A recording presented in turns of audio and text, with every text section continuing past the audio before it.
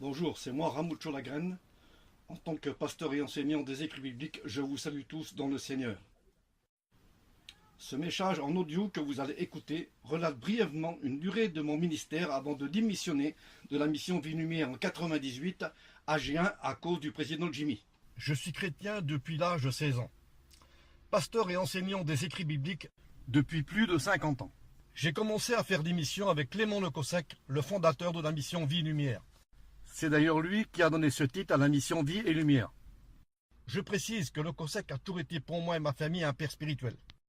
Et cela dans tous les domaines. Le Cossec a été un homme de Dieu complet, aussi bien dans le domaine du courage, à travailler pour le salut des âmes, que dans le domaine de l'humilité, dans le service qu'il a mené à bien. Je remercie Dieu d'avoir travaillé à ses côtés. J'ai fait aussi des réunions avec le premier prédicateur de la mission, le pasteur Mans. J'ai fait avec lui plusieurs baptêmes d'eau dans la Bretagne. J'ai travaillé d'arrache-pied pendant plus de 30 ans dans la mission Vie Lumière. J'ai enseigné à l'école biblique de cette mission à Anord et à Gien, consacrant mon temps et mon argent au service de Dieu et de la mission. J'ai acheté par mes propres deniers plusieurs tentes et aussi un chapiteau, avec lequel j'ai fait de nombreuses missions et retraites spirituelles. L'argent que l'on récoltait chaque dimanche au culte était compté et mis de côté par Tarzan Lamberger. Pendant des dizaines d'années, Tarzan a remis à Sagné des sommes importantes d'argent allant de 5 millions à 10 millions. C'est lui qui remettait après chaque tournée les offrandes à Sagné. Je dis la vérité, devant Dieu je ne mens pas, le frère Tarzan est toujours en vie, tout le monde peut se renseigner. Jamais cet argent n'a été employé pour nos frais de déplacement, pour chercher des places, pour y monter le chapiteau et mettre les caravanes. Souvent de fois, nous étions réunis à plus de 500 à 1000 caravanes. Et cela jusqu'à l'année 1998, où j'ai été obligé de démissionner de ma responsabilité de membre du conseil de la direction de cette mission. J'ai dû aussi arrêter les cours bibliques. Le motif de ma démission est dû à cause du président Jimmy qui m'avait convoqué dans son bureau à 4 heures de l'après-midi, dont plusieurs pasteurs étaient présents. Lorsque je suis entré, Jimmy s'est levé de son fauteuil, tout en colère, en me disant « Est-il vrai que tu as cité le texte de Matthieu 24 où il est question de l'avènement de Jésus et que tu aurais dit aux étudiants que ceux qui seraient pris ce jour-là seraient les chrétiens de l'Église ?» Et je lui ai répondu par l'affirmative que je l'avais dit. C'est alors que Jimmy s'est levé de son fauteuil en s'approchant de moi pour me dire « Tu n'as pas le droit de citer les chapitres et les versets qui parlent de l'avènement de Jésus et de l'enlèvement de l'Église. Je t'interdis. » Ce jour-là, Jimmy m'a mis des coups de paume de main dans la poitrine, en me poussant très fort jusqu'à la porte. Il a fallu que je me tienne sur les bâtons de la porte pour ne pas faire une chute. Et en me disant « Tu es comme le Cossec ». La raison pour laquelle il m'a dit « Tu es comme le Cossec », c'est parce que le Cossec était venu le voir quelques jours avant, pour lui faire des remarques au sujet de son enseignement sur le retour de Jésus. Car pour Jimmy, l'enlèvement de l'Église devait avoir lieu en janvier l'an 2000, le grand 000. J'ai essayé de le calmer et finalement il s'est rassis. C'est alors que je lui ai demandé une en-tête de la mission sur laquelle tous les noms des responsables étaient écrits. Et j'ai signé le même jour ma démission en lui disant qu'il ne m'empêcherait plus de citer les versets et les chapitres du Nouveau Testament, où Jésus et les apôtres enseignent que la résurrection des morts en Christ est de l'enlèvement d'Église qui doit impérativement se faire à l'avènement du Seigneur, selon 1 Thessaloniciens 4, 13 à 18 et 1 Corinthiens 15, 22. Je lui ai dit aussi qu'il n'avait aucun chapitre et verset pour prouver son enseignement. Je lui ai aussi dit que cette doctrine mensongère avait été diffusée dans le monde chrétien à partir d'un rêve qu'une jeune fille catholique avait dit avoir reçu de la part du Seigneur. Cette jeune fille faisait partie de l'église d'Edward Irving en Écosse. Cette soi-disant révélation d'un retour secret de Jésus avait eu lieu en 1830. Et que ce retour se ferait en 2 étapes, en 2 phases si vous préférez, selon les termes employés par les pré-tribulationnistes, pour enseigner une différence entre un soi-disant retour secret de Jésus pour enlever l'Église avant que commence la grande tribulation de cette année. Et toujours selon cette théorie, l'avènement de Jésus, le seul retour prévu par le Christ lui-même et les apôtres dans le Nouveau Testament, ne serait pas pour l'Église. Il faut souligner que seul l'avènement de Jésus est détaillé par plus de 300 versets à titre de preuve pour décrire un seul retour de Jésus dans tout le Nouveau Testament. 1 pour enlever l'Église et ressusciter les morts en Christ. Le fameux retour secret de Jésus pour enlever l'Église n'est mentionné nulle part dans les Écritures. Cela est évident puisque ce retour imaginaire est né d'un rêve d'une jeune fille catholique qui avait dit avoir reçu par Dieu que le retour de Jésus se ferait en 2 phases, en 2 étapes. Dans l'un serait secret pour enlever l'Église, et la deuxième phase de ce retour imaginé par la théorie serait l'avènement de Jésus. Mais où l'Église ne serait pas concernée pour ce retour glorieux. Or, Jésus et les apôtres enseignent tout le contraire à la théorie de Darby et de Scofield. La preuve en est, c'est que la doctrine de la résurrection des morts en Christ et de l'enlèvement d'Église doit avoir impérativement lieu à l'avènement de Jésus. Preuve biblique. 1 Corinthiens 15-22 nous dit ceci, Christ est ressuscité des morts le premier, puis ceux qui appartiennent à Christ lors de son avènement, qui est la parousie, le seul retour visible de Jésus. Paul déclare dans 1 Thessaloniciens 4-13-18 que le Seigneur lui-même descendra du ciel. Le texte est précis sur la question, le Seigneur lui-même. C'est une certitude de Paul. Cette déclaration de Paul est donc basée sur les paroles de Jésus lui-même. En effet, Jésus déclare que son retour sera visible pour tous les habitants de la terre. Matthieu 24-30 dit ceci, « Alors le Fils de l'homme paraîtra dans le ciel, et toutes les tribus de la terre se lamenteront, et elles verront le Fils de l'homme venant sur les nuées du ciel avec puissance et une grande gloire. » Et c'est à ce moment tant attendu par l'Église que la trompette de Dieu sonnera, ainsi que le rassemblement des élus de l'Église.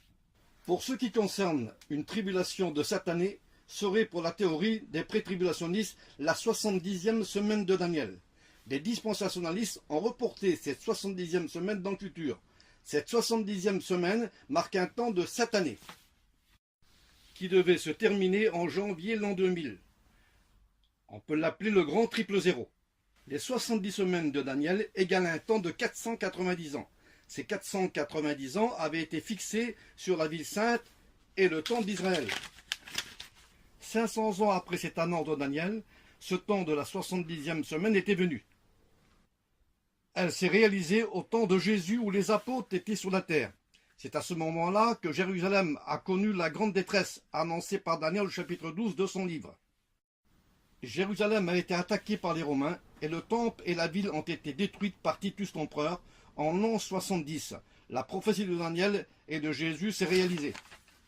Le chapitre 9 et verset 24 nous éclaire très bien au sujet des 70 semaines. Voici le texte biblique. 70 semaines ont été fixées sur ton peuple et sur ta ville sainte. Notons qu'à la 70e semaine de Daniel, début très important aura été atteint. 1. Pour faire cesser les transgressions. 2. Pour mettre fin au péché. 3. Pour expier l'iniquité. 4. Pour amener la justice éternelle. 5. Pour sceller la vision. 6. Et pour oindre le Saint des Saints, c'est-à-dire le Seigneur Jésus-Christ.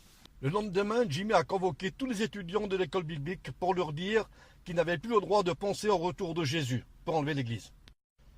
Ce jour-là, les étudiants ont dû signer un document en adjurant qu'ils ne citeraient plus un seul verset où il serait question du retour de Jésus et de son avènement. Et que s'ils le feraient, ils seraient punis ou exclus de la mission Vie et Lumière. Je tiens à souligner que je ne suis pas contre la mission Vie et Lumière, ni contre les prédicateurs, car ce ne sont pas eux qui ont mis des interdits au niveau des doctrines du Nouveau Testament. Plusieurs ont dit de nous que nous avions une opinion personnelle sur la question du retour de Jésus pour enlever l'Église, de la résurrection des morts en Christ et sur le salut unique et conditionnel. Pour tous ceux qui ont parlé de la sorte, je réponds de la façon suivante. L'enseignement de Jésus que nous découvrons dans les 4 évangiles est-il une opinion ou la doctrine de Jésus lui-même?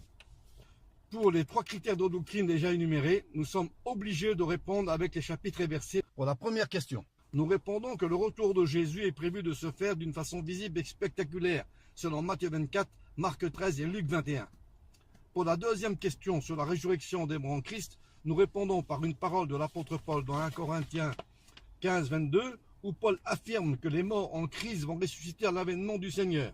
Or, l'avènement de Jésus, c'est la parousie, c'est-à-dire l'apparition de Jésus sur les nuées du ciel. L'avènement du Christ a été enseigné par Jésus lui-même et les apôtres ont retransmis à l'Église le même enseignement. Pour la troisième question sur le salut unique et conditionnel, nous répondons par les paroles de Jésus qui a dit « Celui qui croira et qui sera baptisé sera sauvé. Celui qui ne croira pas sera condamné. » Et encore cette parole de Jésus « Je suis le chemin, la vérité et la vie, nul ne vient au Père que par moi. » Le salut est donc bien conditionnel et non pas inconditionnel. En résumé de ce court message en audio, je tiens à dire que l'enseignement de Darby et de Scofield concernant un salut pour des milliers de personnes après l'enlèvement de l'Église est une doctrine de démon. Dire que Jésus n'a pas enseigné pour l'Église dans les 4 évangiles est aussi une doctrine de démon. D'enseigner que l'avènement de Jésus n'est pas pour l'Église est aussi une doctrine de démon. Croire à un retour secret de Jésus pour enlever l'Église est aussi une doctrine de démon. puisque cette doctrine est née d'un rêve. Vous devez savoir aussi que Scofield a été conseillé par des francs-maçons et par 2 hommes qui pratiquaient les sciences occultes pour écrire ses commentaires. Je prie Dieu pour que cette mission change de direction et se tourne vers les grandes vérités du Christ et des apôtres. N'ayant aucun chapitre et verset pour pourvoir le renseignement, je demande donc à Jimmy et à ceux qui enseignent à l'école biblique et au peuple d'arrêter d'enseigner un retour de Jésus en secret pour ressusciter les morts en Christ et enlever l'Église. D'arrêter de dire que Jésus n'aurait pas enseigné pour l'Église dans les 4 évangiles. D'arrêter d'enseigner un autre salut pour des milliers de personnes après l'enlèvement de l'Église. Je conseille aux prédicateurs et aux étudiants de ne pas se servir des commentaires de la Bible Scofield qui contient plus de 40 fausses doctrines. Je tiens à dire que je veux garder ma liberté que le Christ m'a donnée, et cela pour exercer mon ministère de pasteur et d'enseignant. Depuis ma démission en 1998, je n'ai pas cessé de faire des réunions et d'écrire plusieurs livres bibliques qui ont été mis sur Internet. Le prochain message que vous écouterez traitera la question des lois arbitraires et totalitaires des dirigeants de la mission Vie Lumière, ainsi que tous les dérives sectaires, comme par exemple un 2e baptême pour des chrétiens déjà baptisés, ainsi que les interdits qui ont été mis sur les pasteurs et les chrétiens. Le titre de cet exposé biblique s'intitule « Les chaos spirituels des dirigeants de la mission Vie Lumière ». Si vous voulez en savoir plus sur ces livres bibliques, il suffit de taper sur Google à l'école de la Bible Ramon Cholagraine.